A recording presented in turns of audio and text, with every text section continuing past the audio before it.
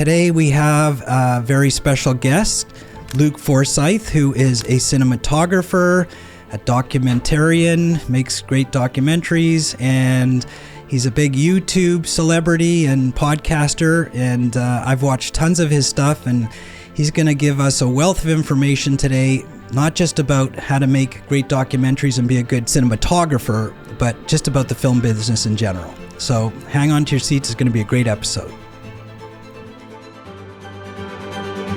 If you want to be a successful indie filmmaker, you need to know a lot about not just the production of movies, but the business. We are going to tell you the truth and reality of what really happens in the indie film business.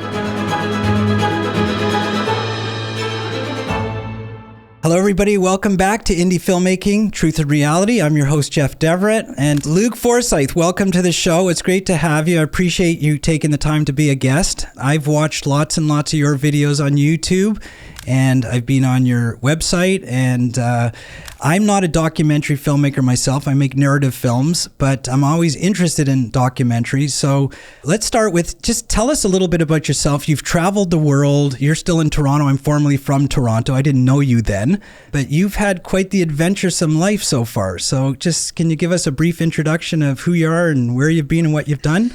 Yeah, thanks, Jeff. I was originally born in Toronto, but I actually grew up in a small town outside Stratford, if you're familiar with Oh, it. So sure. Justin quite Bieber. Justin Bieber and Shakespearean festivals. So kind of an unusual place for a documentary filmmaker to come from, sort of 30,000 people in the middle of pig farming country.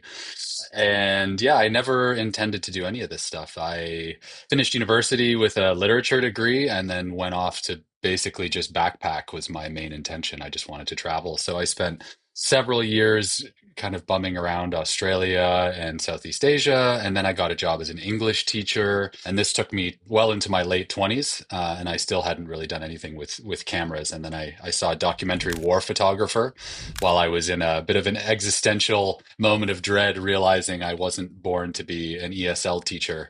Not sure what I was going to do. Saw the documentary war photographer and decided I'm going to go become a photojournalist. So I bought an old camera and spent a couple of years building a portfolio, and then eventually moved to Cambodia, where I set up and worked as a photojournalist for a number of years for big international publications like the New York Times and Al Jazeera. And then I decided I was ready to move a little closer to home to a little bit of a bigger market. And I also saw industry trends in news changing a lot. And the photojournalism career that I sort of wanted for myself wasn't really an option. So I slowly transitioned into motion.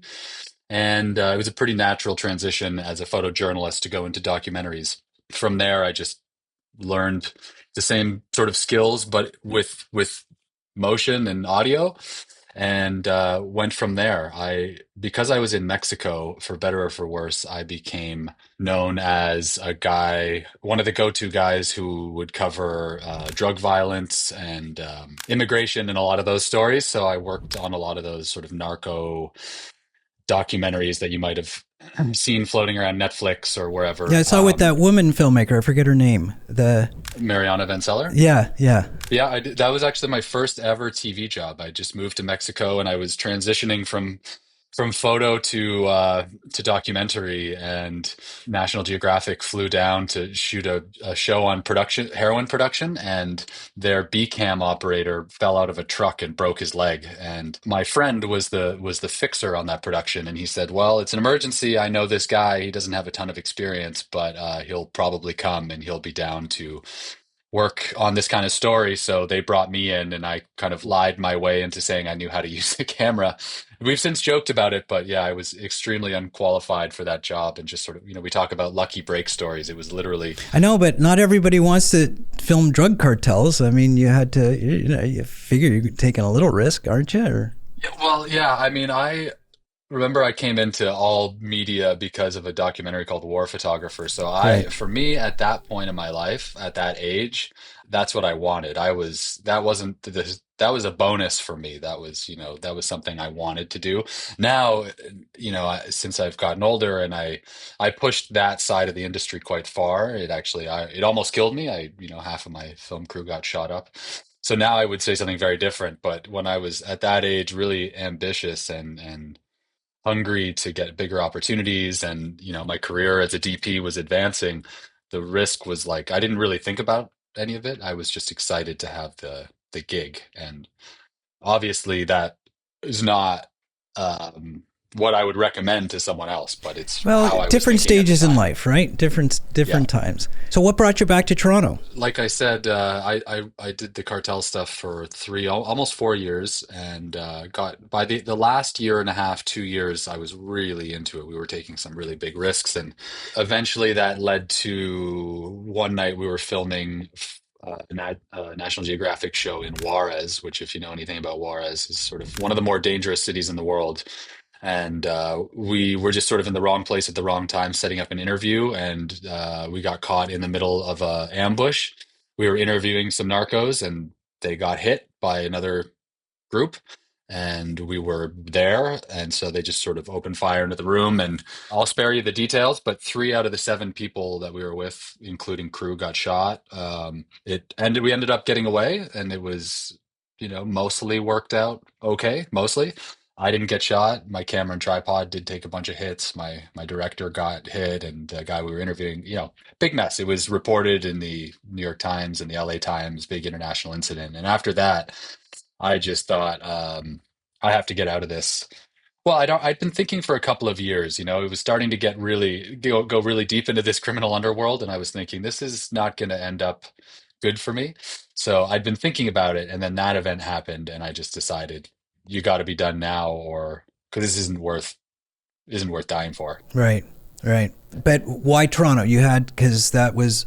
Did you have Well, work there? Or? when that happened, I actually moved back to Vancouver, which I have no roots at all in, and just thought I'd give it a try. I'd been out of Canada for so long that I didn't have any contacts outside of my family really anywhere, certainly not professionally. So I just thought, fresh slate, let's try Vancouver. But after a few years, it just what I like to do for work and what that industry out there is making, and a few things, it just wasn't for me. And so I came back to Toronto maybe almost 3 years ago now. Right. Now, I'm sure a lot of people know you from your YouTube channel and your presence, on the internet. You specialize obviously in documentaries, but you call yourself a cinematographer. And I love a lot of the stuff that you said. Like I just recently watched an interview with you and your friend Mark, who also, the art of documentary, him. Hmm. And you guys were talking about equipment. And I loved your honesty saying, the equipment sort of matters, but it's the person using the equipment that really matters. And you kind of likened it to sports equipment also. I play a lot of golf, and I always say, I wish that a good set of golf clubs could make me a better golfer, but it doesn't. And a bad golfer can use any clubs. You guys were talking about lenses and cameras. So let's just talk about cinematography for a second. Because the way you describe it, I am not a cinematographer. I come from the business side of the industry. I have a law degree and a business degree, and I came in through distribution. So I didn't come in through the artistic side that you came in through. But you and I both agree that the art of filmmaking is all about storytelling. And, about choosing sort of the right story and telling it the right way. And, cinematography, I interviewed another cinematographer, the guy who shoots most of my movies, but he specializes in narrative, not documentary. So can you just talk about sort of the art of cinematography and really what a good cinematographer needs to focus on? Again, I've heard it so many times on your channel, but I just want you to share it with my audience. Well, I mean, I should say that I've been calling myself a cinematographer since way before I really had any right to call myself a cinematographer. I've actually never been too precious about. I'm not really an artiste, if that makes sense. Like I like what I like coming from a photojournalism background is getting to experience unusual, interesting, rare events, important events, and then communicate that with other people. And that process of being somewhere, witnessing something, and then sharing it is something for whatever reason I really like. And I love doing it in photos. and I was able to transition to doing it in video. And I'm also doing an MFA in creative writing, which is just really an extension of the same thing. So when I started calling myself a cinematographer, I could not even light an interview. In fact, because I was willing to take such big risks, I was often getting jobs that were way above what I would have gotten if I was coming up through the normal ranks. My first job is for National Geographic, and within a year, I was shooting on, Emmy award winning Showtime shows as like a unit DP operating alone. And I remember I was really good because of my photojournalism background. I was really good at covering action. I was really good at framing and light. I understood all the principles of photography. I was really good with people, but I had no technical skills as a cinematographer. So part of that shoot was to cover this big political protest and this funeral and some verite stuff. And then there was an interview. And I remember, I set up this interview without any knowledge really of lighting. And it was, in retrospect, so bad that the producer actually called me and he was like, "Look, I don't know what to say. Your verite footage is incredible. We're going to build a 10-minute sequence out of this. But this interview is 100% unusable. Like, what were you thinking?" And, I feel like now, 8, 9 years later, I've actually caught up to what I've been calling myself. Like I have learned how to actually, mostly through working with people better than me, how what actual cinematography is all about. But in the beginning, the whole point was to be the witness guy with the camera. And I just chose cinematographer because I thought it would distinguish me from videographer, which would get me more work. Okay, So there was fair a lot enough. of fake it till you make it involved in my path. So, like I said, no film school. So I don't want to pretend that this was some careful plan to be an artist cinematographer. It just all kind of turned out that way because of the way I'm wired. But in documentary specifically, like I can't speak to other mediums, but in documentary, the technical side of it is kind of a small portion of the job. It needs to look good, right? You need to be good at the photography part of it, and you need to know how to shoot, and you need, good framing, and you need to know how to light quick. But the opportunity to, like, you have such a limited opportunity to put those techniques into practice that you're not ever calling up a 10-ton truck, with a full lighting team Right. to get in there and prep your location. So it's a lot more quick and dirty. And I'd almost think that for doc, you'd have better luck as a cinematographer training as a photojournalist than you would as a traditional cinematographer, because a lot of your job is, yes, can you shoot, can you make a great frame with available light, but also can you get yourself in the position to get that shot? Right. Because Can you do it in the moment when you're getting shot at? well, and yeah, can you More or also, less. can are you the type of person who can socially engineer yourself into that environment to begin with? Like, Right. are you comfortable driving into a place where you don't speak the language, you don't know anybody, it's extremely dangerous subject matter, and then convincing strangers to let you film intimate details of their lives and play it all over the world, right? There's a lot of social dynamics that go into that, because if you can get 2 feet away from, if you're any good at photography at all and you can get 2 feet away from someone doing something incredible and you have a decent modern camera, you'll get interesting stuff. So there's degrees to that. I don't want to say that like put anybody in that situation. There's Right. degrees to that. And when you see someone who's been shooting for a long time and is really good, the documentaries look better, they feel more immersive, all that stuff. But if you can't physically get that camera into a place that isn't a soundstage, if you can't actually get yourself into the position to get the shots, then there's no show anyways. So when I talk to people about getting into doc, I feel like a lot of people are focusing on different stuff. They want to know about gear and if they should do certain degrees and, all this stuff. But really, it's like, have you shown a demonstrated interest and ability to be out there in the world and to shoot strangers? Because it's a lot harder in some ways than shooting an actor, because the actor knows you're there. I would Not to say it's say, I would say it's way harder. The actor's paid to take your direction and do whatever you ask them to do. now Eh, the flip side of that is that when you're shooting the actor, it better look incredible, which means you better be dialed in terms of like, you really better know how to work with that crew and get the most out of that But gear. you're So in a that's, totally controlled environment. Whereas in documentary filmmaking, it's totally uncontrolled, mostly, I would say. Like, I gotta say, documentary filmmaking terrifies me. It honestly, it does. Like, I've thought about it many, many times. I mean, I've made 9 narratives and it's all a controlled environment. Yeah, are there challenges? Sure. But when I think about documentary filmmaking, it literally is terrifying. Inserting yourself into situations with all strangers who don't speak the same language and sometimes, dangerous situations.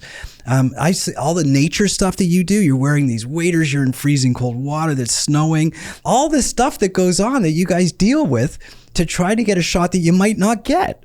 yeah, but that's the part I like though. That's the thing, that's the interesting part for me. It's why I'm a bad editor, is because once I've had the experience and gotten the footage and sent it off, I'm not that interested in the rest of the process a lot of the time. Occasionally I'll come onto a project where I really just love the idea and I really stick with it from start to finish. But part of the reason why being a DP works for me is because I come in, I get to be there at the moment and experience the whole story and do everything I can to capture it, then I can kind of walk away. So that's the thrill for you is the moment of capturing that footage and kind of overcoming that challenge of just being in the right place, right time, and managing that situation. It's just, it's so stimulating. I don't know how to describe it except that, like, because you can't repeat anything. No, you get it's Um, these are one takes basically. yeah, so it's very full on mental exercise, and when you get pretty good at it, it's always stressful, but it's I don't know. I find it a very satisfying intellectual exercise, like this, and also this aspect of creative problem solving, because you never have all the tools, right? Like, we just did a fairly large doc shoot, but our grip package compared to what you'd see on a set is nothing. And then you're trying to dream up all these crazy shots that you want to get. Like, we wanted a long steady cam running sequence at sunset, and we're like, well, we're never getting any of those things. So what can we do? Well, we can rent a fat tire e-bike and put my AC on the back with a gimbal and drive it around in the park. And, like, so you're trying to solve you're trying to get high concept creative art with minimal resources, and constantly finding weird Right. solutions to cheat the fact that there's just 4 or 5 of you there, sometimes just one or two. Yeah. And I really like that. I think, if I never intended to go into film. I was a kind of a nomad for a long time, just trying to live as cheaply as possible. And then, photojournalism, and then this stuff. It's really been the my interest in communicating experiences that has held me to this job, rather than trying to make that flawless frame. Hmm. And briefly, my dad was a narrative screenwriter. In Canada, Oh, he was really? quite, he won a couple of Gemini awards, so, like, quite nationally famous in Canada, I guess I should say, which is like being famous in Wyoming, I guess. No, no, no. Come on. Yeah, no. Anyways, the point is, I grew up around the traditional industry, right? So at a certain point, I thought I might like to try some narrative stuff, because I love movies. I have so much respect, when I watch a beautiful piece of cinematography, I'm so inspired. And so I, at one point, actually called in some family connections, and nepoed my way onto a set, through a old friend of my dad's, who got me a fake position as the assistant to the DP, which was just a minimum wage job designed to allow me to be on set and try and learn. Do you And remember what the project was? yeah, it was a CBC show. It was a spin-off of Murdoch Mysteries. It was a period, sort of like a Canadian Sherlock Holmes set in England. Obviously, I wasn't in the union. I didn't have any actual role to play, but coming from this was after a few years of already being in doc and many years of being sort of in media more broadly. And I remember, on the second or third day I was there, everyone was scrambling around to try and do a new setup, and I decided I was going to grab a sandbag and help. And I just got chewed out so badly for touching that sandbag. Because you And I yeah, remember I yeah. wasn't in the department. I mean, I Right, didn't really right, understand the hierarchies. And, right. and I also see from their point of view, they were like, who is this guy? But uh, I think after that day, my interest kind of declined very quickly because I did that style of working. I love the results, but not that experience in the moment. It's sort of like it's taking away the best part of it for me and just leaving the parts that stress me out. So you have no interest in narrative filmmaking, I basically. do, I do. Not yes. So I do very much have an interest in narrative filmmaking, but it would have to be the right kind of project. I mean, especially the longer I stay in this and the more, I say when I started, I was essentially a photographer shooting video. Over the years, I do think I've grown into that title of a cinematographer.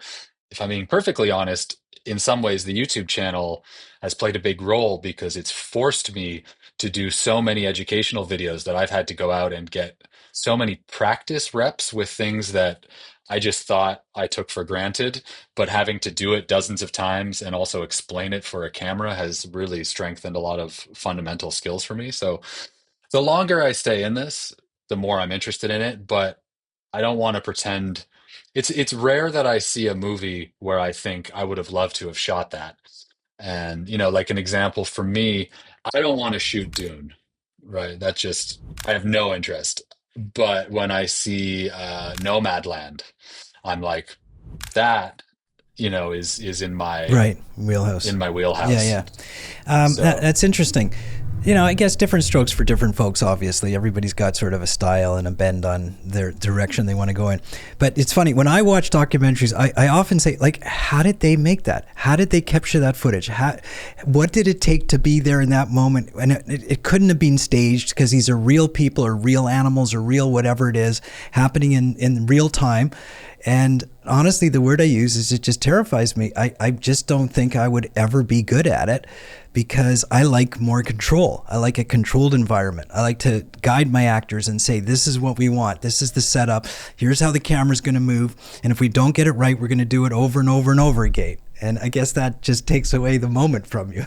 yeah, I think it's the opposite of the way I'm wired. I Right. really there I used to really you hear a lot of cinematographers saying I want to create frames, not capture them, and I would hear that and think, yeah, that's what I got to do too. But I also with time think that probably I enjoy capturing them a lot more, and I like capturing them in a way that I think is visually pleasing. And I think I'm just getting that's really what the rest of my career is about, Yeah. just incrementally getting better at making something real look like it was controlled. Okay, you mentioned your YouTube channel and sort of you're getting more practice in terms of the controlled environment. I love watching your channel, by the way, because it feels to me you're supernatural, you're comfortable. I don't know how many takes you do if you're just a darn good editor and it's seamless editing, or you're just doing it on one or two takes and it looks really good. But you've had a lot of success on YouTube. Take a minute, plug your channel, and just why did you get into that, the whole educational thing? I mean, I can tell you, I'm a teacher at San Diego State and at UCLA, and I love sharing knowledge with students. But I'm older than you, and I'm sort of at the end of my career, and I'm thinking, okay, this is a time to give back. But what was your inclination to start your channel? And it's a lot of work to do all that. Yeah, I mean, for me, it was loss of control. The latter stages of when I was in Mexico, I was in really high demand, as maybe you can imagine. It was the peak of the premium doc boom. Everyone was wanting content about cartels, and there was me connected to the fixers who did all that stuff and willing to pretty much do anything. So as the last part of my time there, I was on the road constantly and making a ton of money. Yeah, it's all relative, but for me at that time in my life, who'd only been a photojournalist, and kind of had lived pretty much like a backpacker my whole life, it was suddenly like serious Right, industry money was right. coming my way. And I was living in Mexico. I felt like I was sort of on top of the industry and like that would not end. And then the time I moved back to Canada after that shooting just accidentally happened to be March 2020 when COVID, started pretty much immediately after I landed. And I was in a city where I didn't know anybody with like a couple pieces of IKEA furniture, watching everything shut down. And the first 6 months I really enjoyed. and I kind of took my time and, tried to see the city and set up a little bit of a life. And then, after about 6 months, I started to notice that a lot of production companies that I'd worked with were starting to get back on track with their shows. And like my colleagues were working in the States and stuff. And I just realized that I got dropped from everything. And because I was in Canada and it was slightly more complicated to cross the borders during COVID, because of the Canadian government, I just found that the whole industry had basically said, okay, until this is completely over, you're out. Not that anyone was trying to be vindictive against me, but I realized in that moment, oh, what you thought you had is not actually real and it's not in your control at all. And it can disappear essentially overnight.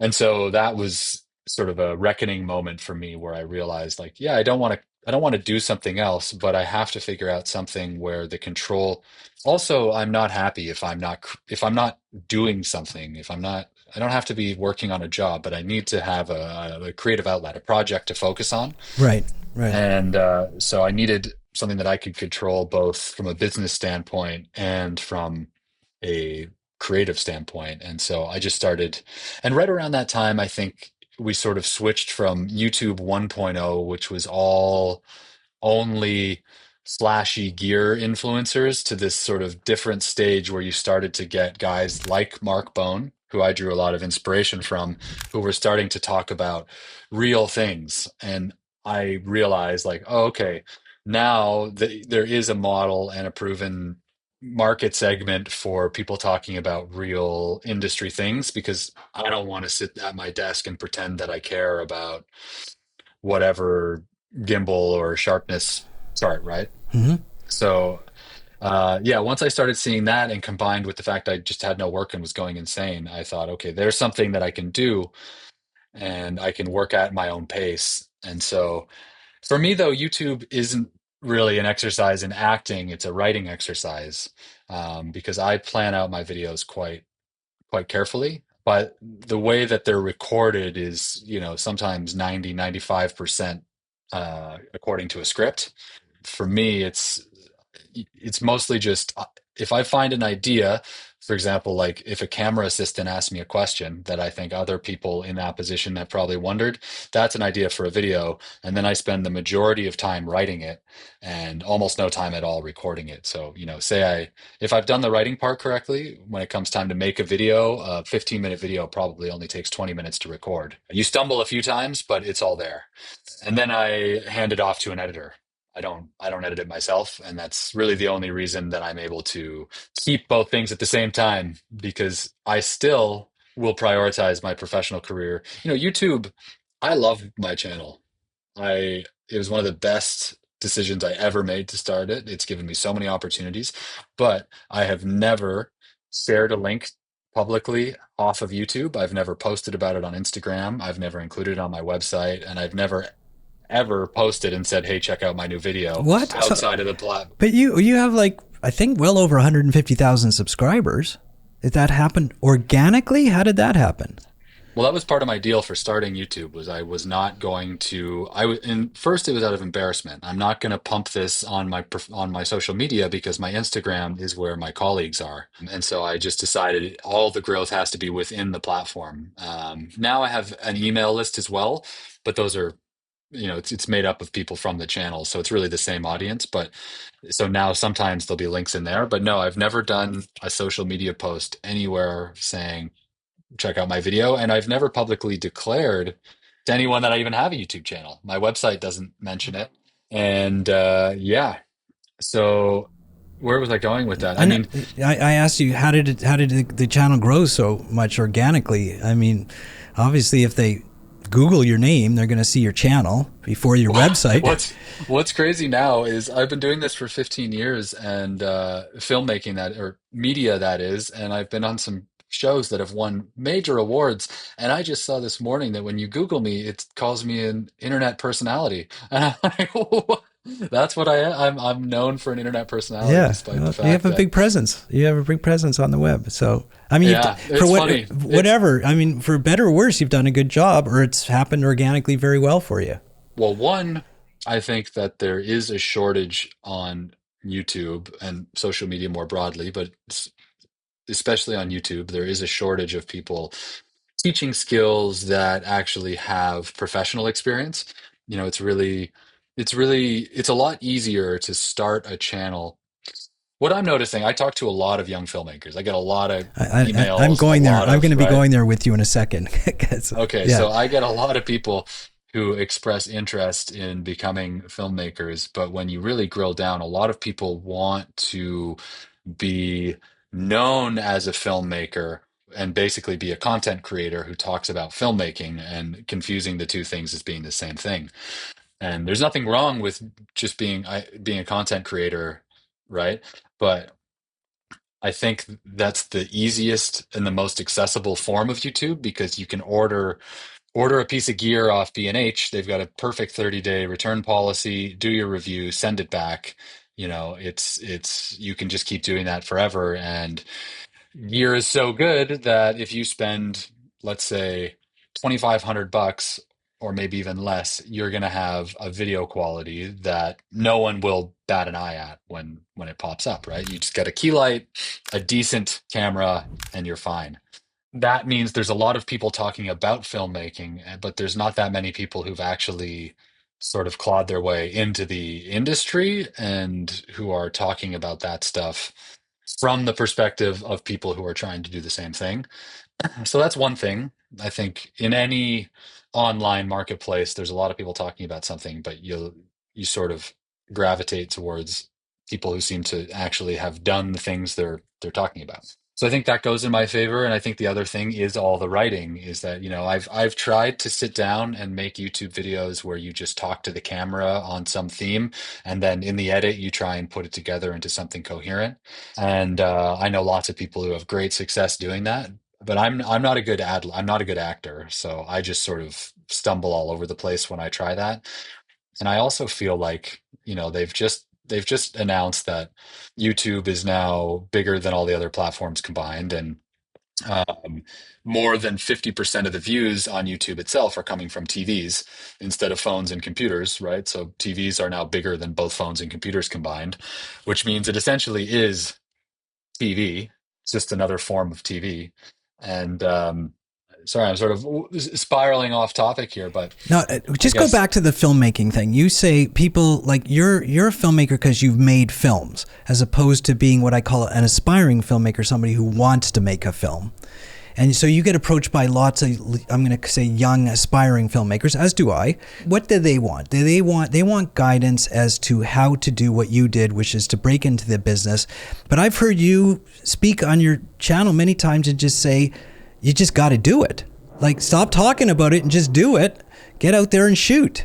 and that's I guess what I've really noticed is that filmmaking in some ways, thanks to the internet, has become cool in the way that Celebrity Chef was cool, you know, in the early 2000s.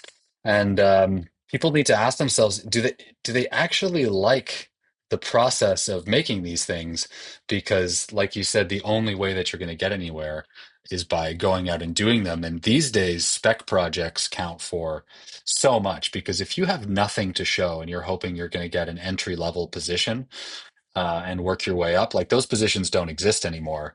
And as AI comes out and automates a lot of more entry level jobs, it gets harder and harder. And the only way you're going to jump on that career ladder that now has no bottom rungs is by building yourself a ramp up to, you know, the higher levels. And the way you do that is by making stuff yourself. And so I meet a lot of people who love the idea. They love the pursuit of getting the better gear. They love the product. They love the editing, all that stuff. But they don't actually go out and make anything ever. And they don't understand why things aren't moving for them.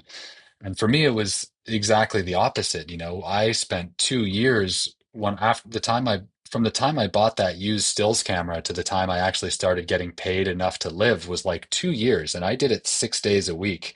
And I would get irritated if you stopped me. You know, if some family obligation came, I'm not saying it's a healthy way to live, but I really wanted to be out there making it. You know, it'd be like it'd be Christmas would come up and I'd have to stop and I'd get irritable that I'd have to go home and hang out. So An opposite extreme example that I also would not encourage, but I'm just saying, if you don't like the process of actually going out, like if it's a horrible chore for you to go out and get off the couch and you have to psych yourself up to go out and shoot, then it's going to be tough because that's what the whole job is. Yeah, yeah. So it's funny. So when you say filmmaker, you're talking about making films. Like you're talking about sort of the art of crafting a film, you know, primarily shooting it, obviously, capturing the footage. What I primarily talk about is the business of filmmaking. And, you know, I'm always talking about the financing stuff and distribution and marketing and all this stuff, sort of what I call the wraparound part of the art. Like you can't, if you want to be a sustainable filmmaker, you have to be not just the artistic person, but you have to be the business person. And a lot of people don't want to be both. So I say just collaborate with people who complement your skill set. Find somebody who likes finance and marketing and that kind of stuff and work with them. And it's, you know, filmmaking is a collaborative process. As we know, it's a team sport, as you've said and I've said many times. But I talk about that. So ironically, the people like you who talk about the art of filmmaking, you and Mark and dozens of other people, you know, who have podcasts and webcasts, have hundreds of thousands of subscribers. I have, you know, very few because nobody wants to hear about the business. I only talk about the business because I think it's so important, but organically, it's not the fun part. It is not the fun part of the film industry. Filmmaking, like the artistic part, what you do is the fun part, capturing, you know, the moment and that type of thing. But I say, Well, I'd push back on you there, and I'd say yes, that is the fun part. But there's a lot of extremely unglamorous industries that have built up, like finance, for example, that have built up massive channels. I would say, having looked at your channel, that your biggest problem is packaging and playing the YouTube game and finding formats that are click triggers for people, not necessarily that your subject matter isn't interesting. I think that was one of the biggest things for me coming into YouTube, is thinking, because of my TV career, I'm going to kill this. But you realize that YouTube operates by its very specific set of rules. And to get views on YouTube is almost as much an exercise in how you package the content as what the content itself says. I know people who talk about really boring stuff with gigantic channels. They're just really good at enticing people to click on their videos and, you know, presenting it in a compelling way. right. I mean, my goal in doing this is just to kind of, like I call my channel Truth and Reality, just tell the truth and the reality of what's really going on and share it. And if people watch it, great. And if they don't, so be it. Like, I'm not going to, at my age and my place in my career, I'm not going to compromise. And this isn't about clickbait and about, Yeah. you know, finding, you know, being the number one YouTuber and with the biggest audience. This is just about sharing the knowledge that I think I want to share with people. So I get Oh, that. totally. Yeah. I'm not saying you should do that, and part of what you're saying is one of the reasons why why I wanted to talk to you. I was like, yeah, this looks great. It's got good intentions, and so I'm not saying you should try and dominate the YouTube thing, but when it comes to views, uh, that's probably a large reason why you're not seeing the numbers you think you might. Yeah. Listen, at the schools I teach at, the universities, I teach the business side of filmmaking. And I'm going to readily admit that my courses are probably the least popular within the film schools. Now, I say to students, they're the most important, but they're the least popular, because nobody goes to film school wanting to learn how to get a film financed. Nobody goes with the intention of distribute. Okay, I know they should. That's I'm saying this to segue into the last segment of what I want to talk to you about. But nobody goes there with that intention. They go there with the intention of figuring out what you do, how to be a cinematographer, how to use a camera, how to light, how to do sound properly. You know, the artistic side of filmmaking. And when they realize, oh, this guy's going to teach us how to get the money to make that, we're not interested. Somebody else will figure that out for us. Somebody else will figure out how to sell it for us. I say, no, nobody's going to figure that out. You need to understand it. When I say the word, like the words tax credit, everybody's head spins. Their eyes go to the back of their head spins around 3 times. And I say, like 95% of you, if you make a narrative film, are going to probably access some type of tax credit. So I'm just going to explain to you what it's all about. I'm not saying you're necessarily going to process it yourself or do it, but at some point you will cross that bridge and you will realize that that's all part of this whole industry.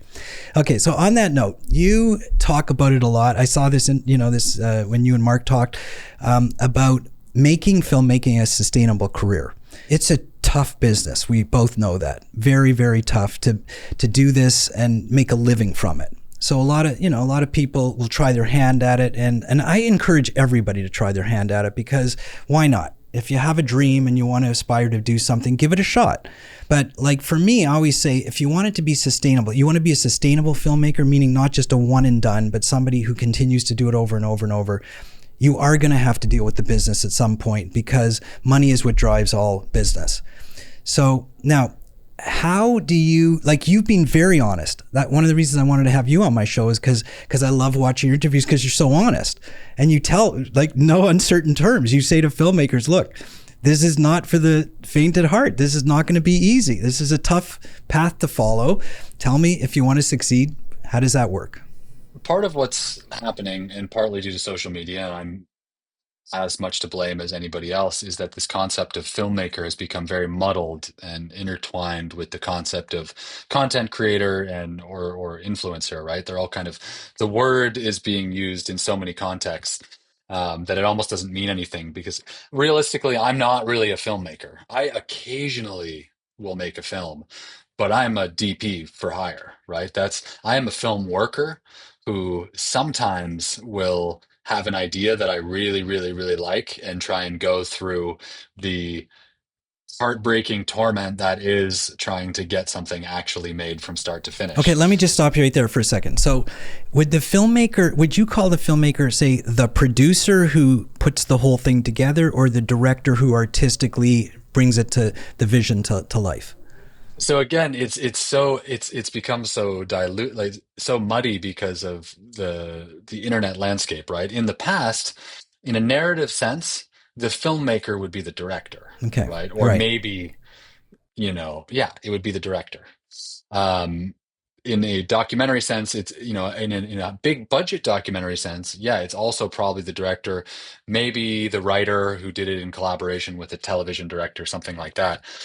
But in this online sense, filmmaker just means anyone who's playing around with cameras, or maybe hopefully getting paid one day, right? So in the internet sense of the word, it's very much become just a catch-all for someone who likes to shoot video.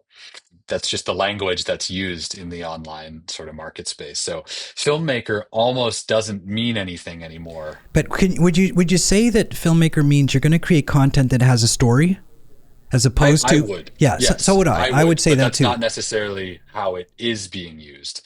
But that's what I would say, yes. So I don't really consider myself a filmmaker, because it's like at this point, it's like every 2 years, maybe I make something short.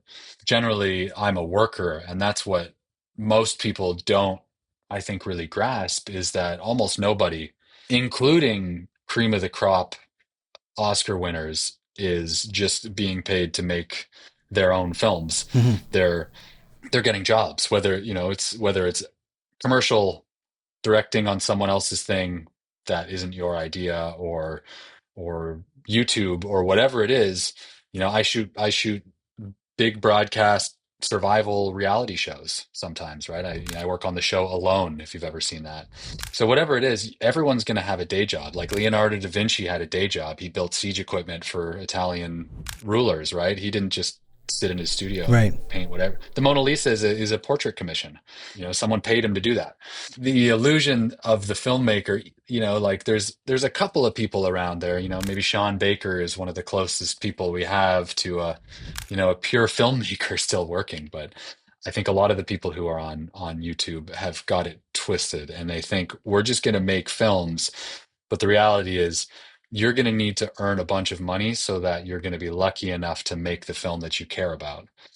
And if you're not okay with that deal, if you don't want to go after that work and do what it's going to take, which is a ton of networking, figuring out how to get money, figuring out how to convince people to give you money to have a really great career. The truth is that the longer I stay in this, the less competition I have, because it's hard to stay in this game. So people just keep dropping off. And when you get to the list of really experienced people, after a while, it gets shorter and shorter. So the ultimate success career hack is to stay in the game. And to stay in the game, you need money.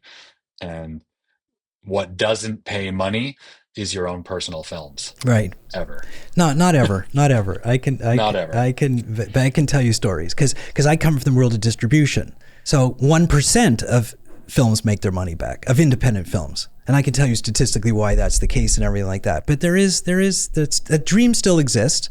You just have to be smart about it, and you have to be well-rounded. So to me, And it's fine. It's fine to make it and lose money if it is an extremely great showcase of your style and what you can do, because then people will watch it and go, "Man, this guy's great," or "This lady's great," yeah, whoever. "This person's great," and I want them to do that for me for money. fair enough. If as long as that converts into that statement, otherwise it's not sustainable. You can do that once or twice, and then afterwards, that's okay. Everybody, they had their fun. Now they got to go figure out how to make a living. But like, to me, the filmmaker is, I hate to say it, because I've produced 9 films and I've directed 5 of them. All right. So I know what it is to, and they're all narratives, features. I know what it is to direct. I know what it is to produce. Directing by far is the fun, artistic part. I love it. If you could be a full-time director, who wouldn't be? That's just a dream come true. Because to me, that's the storyteller. That's the person who tells the story and gets to craft the way the audience is going to hear the story. All right. The writer writes the story. The director tells the story. But to me, the filmmaker is the producer. They're the ones who do all the heavy lifting. They're the ones who put the financing together, who create the whole, they launch the ship and they keep it sailing so that the director and the film crew and everything like that are enabled to actually do the art of the filmmaking. And then after the ship docks and everybody gets off, the ship's got to keep sailing, and the producer's there to hold the bag, to get the sales, to get the money back. And the producer lives with the project their whole life. It's their project. They live with it their whole life and hopefully monetize it. And it's their baby and it's their child. Now, the director will always take the credit for it because, sometimes the director owns the film, but they're generally the hired gun to be able to do the fun part of telling the story. And I don't mean to demean directors. It's super important function. But how many directors have put their, asses on the line the way a producer does, to put all their money and their financing and their life and their career? Producers, to me, are the filmmakers because they're what I would call the rainmaker. They're the ones who take an idea and make it happen and bring everybody together. Now, once in a while, a director does that too, but a director needs to act as producer in order to make that happen.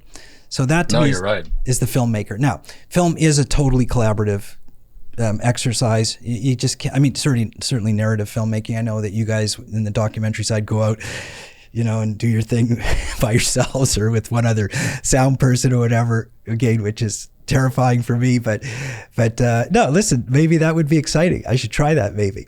But just getting back to, so you mentioned something. You mentioned that you're constantly approached by primarily younger filmmakers, I'm sure, who are aspiring to get in the business, but I'm sure a lot of older people too, who are, late in their career and say, hey, I want to just do this. This is what I've really really wanted to do. And I put it off for 40 years and now I'm nearing, my golden years and I want to give it a shot. So you get approached by a lot of people, as do I. So I can tuck them aside because I say, let's talk business. And as soon as I say, let's talk business, 3/4 of them are gone. All right. But you're going to tell them, all right, let's talk about it. And you just gave some advice about, doing it and getting out there and getting off the couch and not just sort of sitting there. But easier said than done. Not everybody can put 2 or 3 years into it the way you did to just work for free and hope that a job's going to come along. And it's just, I don't think the landscape is like that anymore. So if you were starting out today, let's say you're graduating from film school and you want to become Luc Forsyth, and somebody calls you and you take their call and they say, I want to be you. What should I do? I mean, if you want to have the same career as me, I honestly would follow the same playbook. If you wanted to do what I do specifically, which is like international, gritty documentary storytelling, I think the fastest way forward is still to get yourself out of your comforts, like especially if you're living in America or like Western Europe, go move somewhere, immerse yourself in a different environment, start making stories from somewhere where everything is new to you and take a real interest in that, become an expert on a new place and really learn it and become a go-to person who can help Okay, but let's say connect. somebody has, let's say they're married, they got kids, they got a family, they can't do that. They can't take off. And Yes. so what would they do? Like, Okay, so yeah, the only reason I say the steps are the same. I'm not saying you have to go overseas to become a successful filmmaker at all. The reason I did that and have found it so effective is that it's often cheaper. So the but you're also reason super adventurous too. Yes, 100%. But for me, you say like I had 3 years to practice. My rent was $100 a month for those 3 years. So But I wouldn't have done that. I'm not like you. I would not have lived in Juarez. I would not have done that. if that's the case, then you wouldn't want my career. Correct. Okay. Uh, Okay, fair enough. But let's say somebody does.